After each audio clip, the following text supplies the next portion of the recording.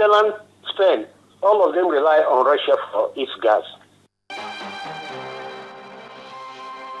In the meantime, Ukrainian officials say they're making efforts at freeing 9 Nigerian students who were kidnapped by the separatist rebels in Luhansk. The young people were said to have been kidnapped on Monday and have been held captive in an occupied government security building. Spokesperson for Ukraine's National Security and Defense Council, Colonel Andriy Lysenko, says people with experience conducting negotiations are making contact with the separatists, whom he referred to as terrorists. We'll take a break now. We come back 3 years after Libyan dictator Muammar Gaddafi was killed. Libya, Africa's 7th richest nation, continues its search for stability. Please stay. Welcome back. Before we continue, let's take a look at other discussions in diplomatic circles.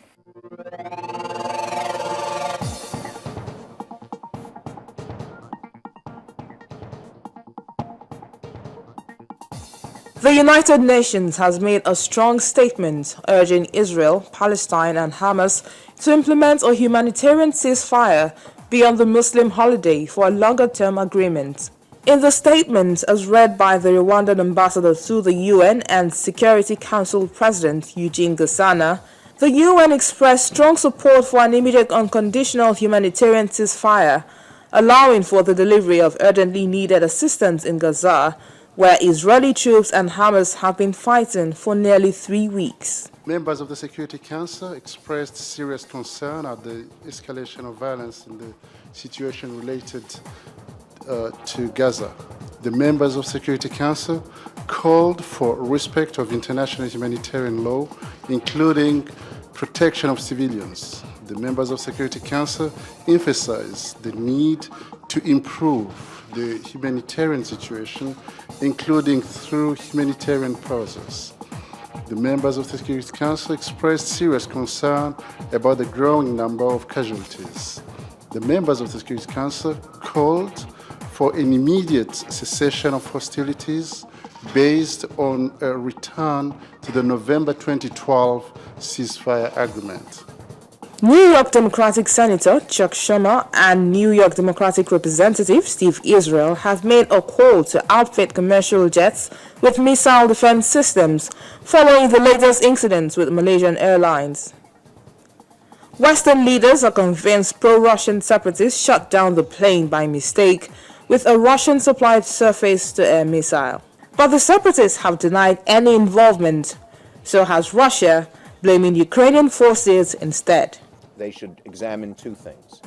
First, the danger to from the sophisticated anti-SA-11 missiles, but second, also the danger to man-pads. It is known that terrorists possess thousands of these man-pads or shoulder-held missiles, and we've seen tragedies occur with them before.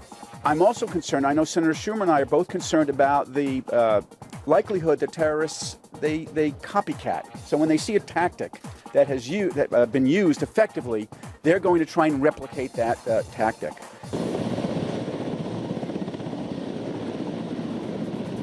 The French army has released a new video showing French soldiers of Sangari Force based in Central African Republic and the arrival of experts of French and Malian aviation investigating units of the French and Malian gendarmerie at the site of the crashed Air Algerie flight AH-5017 in Mali.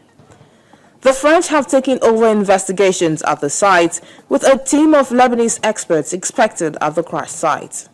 Experts have firmly ruled out any ground-to-air attack that brought down the plane, but there is speculation over a criminal incident linked to explosives inside the Burkina Faso-Algiers flight has also resurfaced.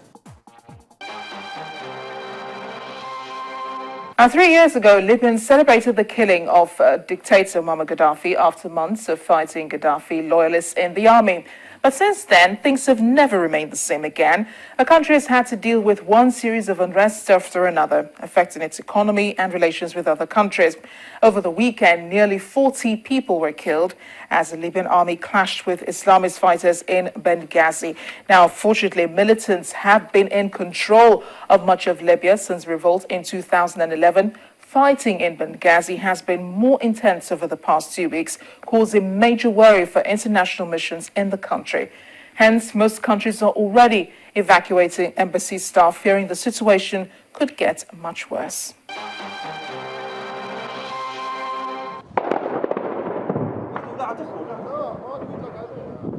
This is how the situation has been in Libya for over 2 weeks.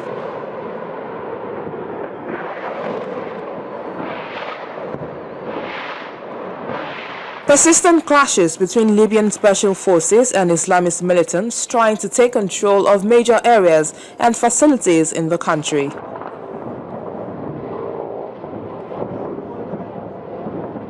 Since Muammar Gaddafi died in 2011, peace and stability for such a rich country has been the most expensive commodity.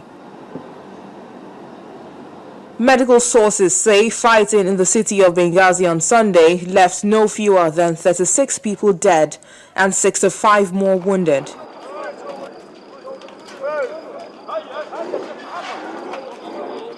The tension caused by the fighting has led many foreign nationals to heed a call for evacuation. As at Sunday, Tripoli's main airport was filled with many embassy staff trying to get back home. Tripoli, the Libyan capital, has also taken a fair share of the fighting. 23 people, all Egyptian workers, were killed when a rocket hit their home on Saturday during fighting between rival militias battling over the city's main airport.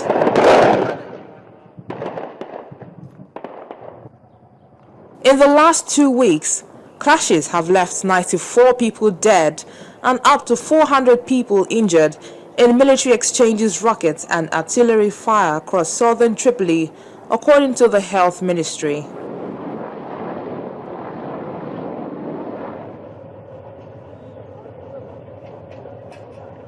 Another 55 people, mostly civilians, have been killed in Benghazi since the clashes intensified in the last week between regular forces and Islamist militants who are entrenched in the city.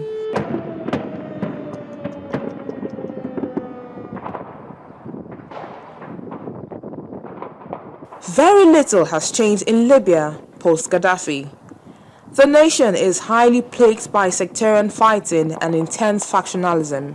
While the current government still struggles to maintain control of Tripoli, the economically underdeveloped eastern and southern regions of the country are still undecided between numerous controlling groups. And this is where we end the program this week. But here's something to think about. Despite Russia being behind the unrest in Ukraine and the downing of the Malaysia flight MH17, can the EU cut off its relations with Russia? Tell us what your thoughts are via Twitter using the hashtag #EUWithoutRussia, or drop a comment on Facebook. I'll see you again next time. I'm Amarachi Obani. Thanks for watching.